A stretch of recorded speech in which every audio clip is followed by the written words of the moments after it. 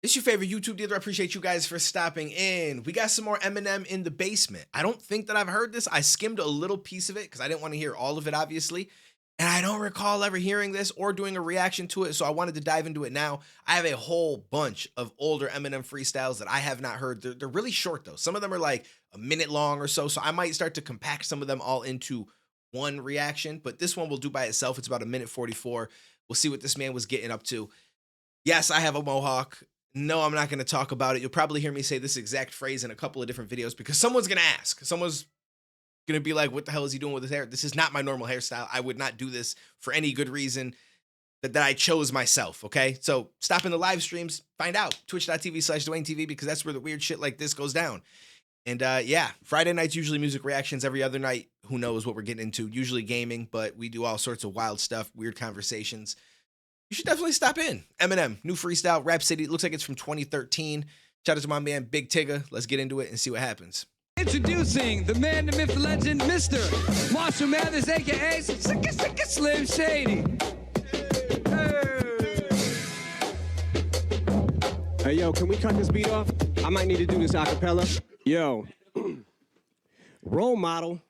I'll roll a model down a hill over broke bottles of Coke products if she don't. And to the bumper, hit the throttle while I'm trying to hit the potholes. I freaking take Madonna to McDonald's. Any in the horizontal getting fondled. I don't cuddle, I don't coddle. Only model that I follows everything I drive, whether it's a Navajo or Tahoe, it's got a hoe in it. Navajo, I don't. It's got a hoe in it. Yo, I like that. I like that. My man said, I'll bring Madonna to McDonald's. Hey, listen, sometimes you gotta let them know. We like, there's this mentality of like, you have to go to the most expensive restaurant. Now, I don't think that you should ever bring somebody on the first date to a McDonald's. Like, this is obviously just a bar in a song, and I think that it's absolutely hilarious. But there's that shit that's been all over Twitter and different places at times where it's like the restaurants that girls like yo, they can't stand that guys try to bring them there on a first date. And some of the places on there were legit places. Now, I've never been to Cheesecake Factory, so maybe it's not, but that was like the #1 most hated. And I always thought that it was like a decent place. I've never been there. And maybe it's not the most high end place in the entire world, but it's not a bad spot for a first date. Like, some people just have some weird expectations for that first date where they're like, yo, you need to spend a crazy amount of money on me. The dinner should be no less than $200. It's like, bitch, first of all, there's no guarantee that anything is going to go on from this point forward. You know what I mean? Like, I don't know if I'm going to like you for sure. We're going to learn on this first date. And I don't know that you're going to like me. So why am I going to go out and spend $200 just for the opportunity to see if we like each other? It's like, no, bitch, please. Plus, even if we did like each other, your box might not be that good. Let's just be honest. I don't know. I mean, not that that's the most important thing, but it might not be, you know, and that matters to me. That matters to me. Personality might be right below box. I'm just joking. But still, seriously, people got to grow up. This whole, like, it just makes me never want to ask anybody to ever go out at all, because it's like, you're going to judge where I bring you the first time and, oh, it's not expensive enough or it's not this. But I guess those are the bitches that you don't want to date anyway. Anyways, listen, apparently I just wanted to bitch about something because I'm on a tangent that has nothing to do with this. So let's dive back in. And to the bumper, hit the throttle while I'm trying to hit the potholes. I freaking take Madonna to McDonald's. Any in the horizontal getting fondled. I don't cuddle, I don't coddle. Only model that I follows everything I drive, whether it's a Navajo or Tahoe, it's got a hoe in it. Navajo, I don't got no freaking Bronco. You're looking for a buck, get a horse. Tano. I got a rusty Honda with some Bondo and a box of condoms, little blonde. Me, you too, like I'm at Bonnaroo, Boo and Bono. I wish that I could find one that didn't have the edits in it, but it's on Rap City. So unfortunately, the only version is the version with the edits. But the whole, like, the way that he's going through and playing with the words is extremely dope, with the cars and then into the whole Tonto thing. Bronco, you're looking for a buck, get a horse. Tano. I got a rusty Honda. Right, you're looking for a buck, get a horse. But, yo, it's like, his wordplay is crazy. Oh, I don't got no freaking Bronco. You're looking for a buck, get a horse. Tano. I got a rusty Honda with some Bondo and a box of condoms, little blonde. Me, you too, like I'm at Bonnaroo, Boo and Bono. And I ain't from this planet, so nanu, I'm intolerable. Too volatile, screw it, I don't gotta make the honor roll to be on a roll. I don't know much, what I do know, I'll do it pronto though. So knock it off, all these knockoff me's. The last thing the world needs is another me. But if you think this is part 2 to recovery, or love the way you lie, part 12, or something heartfelt, you about to make a discovery. Yeah, I like how he says, hold up, let me go back real quick. On a roll to be on a roll. I don't know much, what I do know, I'll do it pronto though. So knock it off, all these knockoff me's. Knock it off, all these knockoff me's. And then if you fast forward to the project he just put out, The Death of Slim Shady, I forget the song. You guys might know, you can comment it down below. But in that one song, he talks about how he knows that he basically inspired a lot of these horrible artists that have come out after him, that have tried to take his style or utilize his style, or just inspired by him just in general. And he's like, yeah, he's like, oh, listen, I take responsibility for it, if I'm not mistaken. And it's true. At the end of the day, it is true, and it's not a bad thing. It's just, it tells you that his reach was so large that he inspired some dope artists, but he also inspired a whole group of people that should have no place in rap and should not rap, but they're just like, yo, I want to do what M did, and like they just try so hard, and some of them literally emulate him word for word, bar for bar, flow for flow. Like they try to emulate every single thing that he does. And it's like, yo, listen, you at least be original with it. You can't just take the man that inspired you style and just think I'm going to blow up with the same shit. That just doesn't make any sense. Oh, I don't know much. What I do know, I'll do it pronto, though.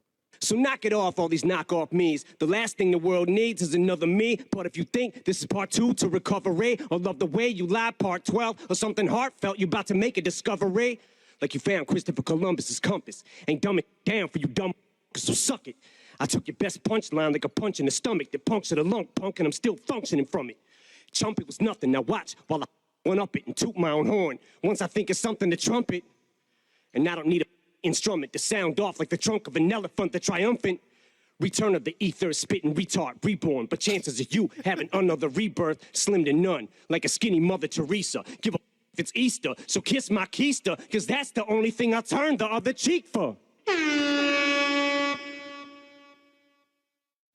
And he just walks off. Just walks off. Yo, M built different. M is built different. Like, I still say that those middle albums, see, this was around the time when I wasn't listening to music. I want to say around 2012, 2013, I wasn't listening to much music. I was focused on other stuff. 2014, I got a job where I was pretty much waking up. I had to travel an hour there, work all day. By the time I got home, it was like 11 at night. So I was pretty much tied up from like 10 to 11 at night. And music just kind of went out the back door. And I missed a lot of the middle projects from him. But looking back at them, I'm actually not a fan of quite a bit of those. And that's not to hate on Eminem, because M is still in my top 3 rappers. That's how you know someone is dope as shit. Because like, I'm like, yeah, these projects in the middle, there was some dope songs on them. Don't get me wrong. We've done reactions to them. I've said the ones I liked. I've said the ones I didn't like.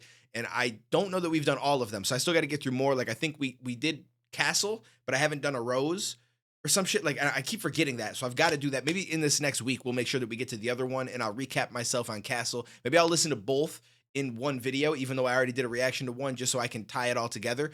But there are some good shit on those albums. Overall, they're just not for me. But the fact that they're not for me does not change the fact that I know that this man is unbelievably dope at what he does. I feel like his last 3 albums, was it Music to Be Murdered By, The Death of Slim Shady, was it Kamikaze? And then his first 3, the Slim Shady LP, what was it?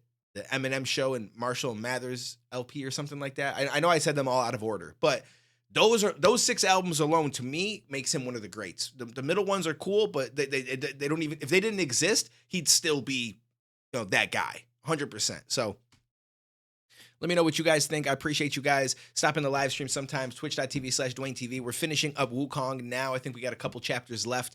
I was considering on Monday trying World of Warcraft for the first time. I've never played it before in my life, but I know that I'm not going to want to play it long term because I ain't paying no monthly fee. I'll tell you that right now. But I've considered it, and I'm just like, is it worth me spending $50 to play it for a month when I know I'm not going to play it beyond that? And I might not even play it a full month, but I'd at least play it for this next week when it drops on Monday through, you know, the week. So I don't know. Maybe if someone comes in a live stream and someone's like, yo, listen, I'll buy it for you. Hey, I'll play it. But for me to spend $50 for something I know that I most likely won't continue, or if I do continue, I may continue it off stream because I want to keep jumping around between different things on stream. And that's something that's more like you're going to lock in and play all the time. So I'd probably play that more off stream if it was something that I was like, okay, I'm going to stick with this. So I don't know. We'll see how it goes, but we're going to finish up Wukong. Friday nights, we usually do music reactions, if you do not know. And then Saturday is kind of like I don't want to say debate day, but it's like bring in anything. You could bring in funny videos. We could laugh, talk, whatever. You could bring in controversial shit, stuff that's happening in the world, drama with celebrities, YouTubers, streamers, whoever. And we just kind of break down whatever it is that's in front of us, talk, laugh, joke, so on and so forth. So come through sometime. Appreciate you. Take it easy. Stay safe. I will catch you in the next one, homies.